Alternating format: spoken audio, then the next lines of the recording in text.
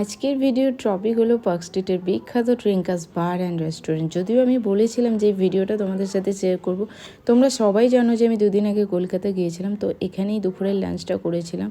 তো এই রেস্টুরেন্টটার সম্পর্কে আমি যা ইনফরমেশন পেয়েছি সেটাই আমি তোমাদের সাথে শেয়ার করব।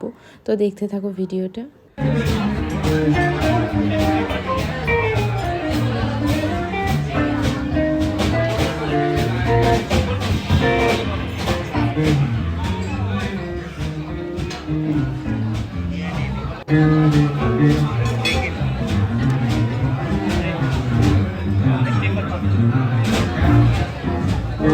আমরা জানবো যে এই রেস্টুরেন্টটা এক্স্যাক্টলি কোথায়।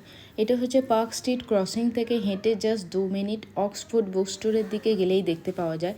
কিছুক্ষণ ওয়েটিং এরিয়াতে থেকে আমরা কিছু ফটো শ্যুট করেছিলাম, দেন তারপর আমাদের নাম্বার এসেছিলো, তো আমরা চলে গেলাম ভেতরে। তো ভেতরের কি বলবো, অ্যাম্বিশনটা তো জাস্ট অসাধারণ ছিল।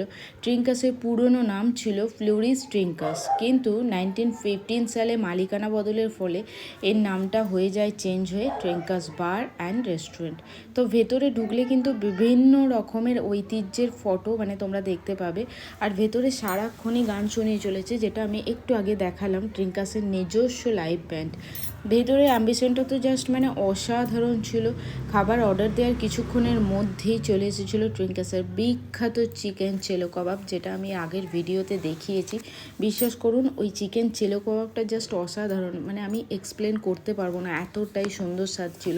আর তার সাথে আমাদের ছিল hot garlic chicken, mixed fried rice, আর স্টার্টারে ছিল ফিশ ফ্রাই। তো চেলো কাবাবের স্বাদটা তো জাস্ট ওয়াও ছিল। আর তার সাথে অন্যান্য খাবারও কিন্তু জাস্ট অসাধারণ ছিল।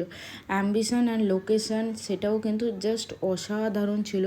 তো সব শেষে আমি এটাই বলবো যে এই রেস্টুরেন্টটা যেহেতু কলকাতার অন্যতম বিখ্যাত একটা রেস্টুরেন্ট, তাই আপনারা কিন্তু অবশ্যই এখানকার খাবার একবার হলেও ট্রাই করে দেখতে পারেন।